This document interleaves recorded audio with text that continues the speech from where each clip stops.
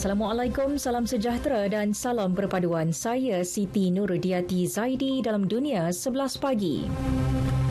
Dimulakan dengan Piala Dunia Qatar, impian Maghribi untuk terus mencipta kejutan lebur apabila kecundang 0-2 kepada juara bertahan Perancis awal pagi tadi. Ini bermakna buat kali kedua berturut-turut Les Bleus beraksi di pentas akhir. Menanti mereka ialah Argentina yang terlebih dulu mengesahkan slot itu setelah menumpaskan Croatia 3-0 pagi semalam. Dalam pertemuan awal pagi tadi, pemain pertahanan Theo Hernandez meletakkan Perancis di depan pada minit ke-5 sebelum Randal Kolomuani meledak gol kedua pada minit ke-79. Maghribi akan menentang Croatia untuk penentuan tempat ketiga dan keempat Sabtu ini, manakala kemuncak kejuaraan antara Perancis dengan Argentina akan berlangsung pada Ahad. Sementara itu, Perancis dan Argentina masing-masing memburu gelaran ketiga kejuaraan. Selain edisi 2018, Perancis pernah menjulang piala tersebut ketika menjadi tuan rumah pada tahun 1998, manakala Argentina memenanginya pada 1978 dan 1986. Turut menjadi perhatian siapakah bintang yang akan dinobat sebagai penjaring terbanyak dalam edisi 2022. Setakat ini, Lionel Messi dan Kylian Mbappe masing-masing telah menjaringkan 5 gol, manakala Julian Alvarez dan Oliver Giroud pula meledak 4 gol. Rekod jaringan tertinggi dipegang oleh pemain Perancis Just Fontaine yang menjaringkan 13 gol dalam 6 perlawanan ketika Sweden menjadi tuan rumah pada tahun 1958. Negara-negara kaya berikrar mengumpul sekurang-kurangnya $15.5 bilion untuk membantu Vietnam mengurangkan penggunaan bahan bakar fosil ke arah mencapai karbon sifar bersih menjelang 2050.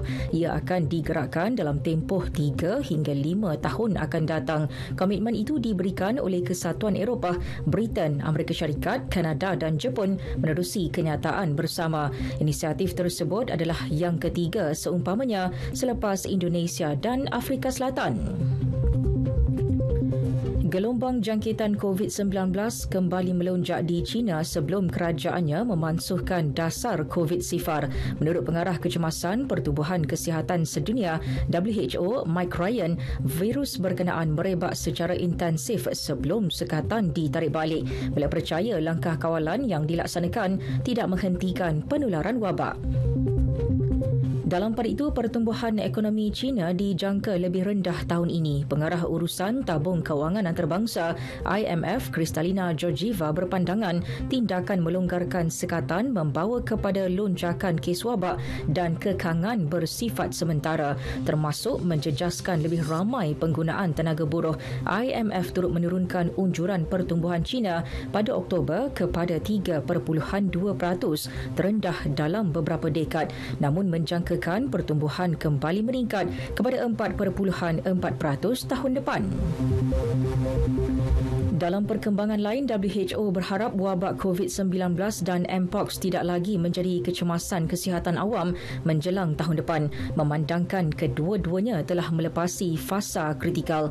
Jelas Ketua Pengarah WHO Tedros Adhanom Ghebreyesus, angka kematian mingguan akibat COVID-19 kini sekitar 1/5 daripada jumlah kematian tahun lepas, iaitu kurang daripada 10,000 orang. Manakala jangkitan Mpox pula catat lebih 82,000 kes di 110 negara, namun kadar kematian kekal rendah iaitu 65 kes. Malah jumlah jangkitan juga menurun lebih 90%. Tedros dalam pada itu mendedahkan bapa saudaranya antara 50 mangsa terbaru yang dibunuh oleh tentera pemberontak di wilayah Tigray Habsyah. Mangsa merupakan anak bongsu dalam keluarga sebelah ibunya. Tedros berharap perjanjian damai segera dilakukan bagi menghentikan konflik di sempadan yang turut memaksa lebih 2 juta penduduk meninggalkan kediaman mereka, selain ratusan ribu lagi di ambang kebuluran. Akhir sekali, ratusan pendatang mula berkumpul di sempadan Mexico untuk memasuki Amerika Syarikat. Ini selepas Hakim Persekutuan memutuskan kerajaan tidak lagi boleh menggunakan peraturan kesihatan awam COVID-19 untuk menyekat kemasukan pencari suaka, termasuk mana-mana warga asing atau bukan pemastautin yang cuba memasuki negara itu tanpa visa. Sekian berita yang disunting oleh Muhammad Fadli Osman dari Pusat Berita RTM. Assalamualaikum, salam sejahtera dan salam perpaduan.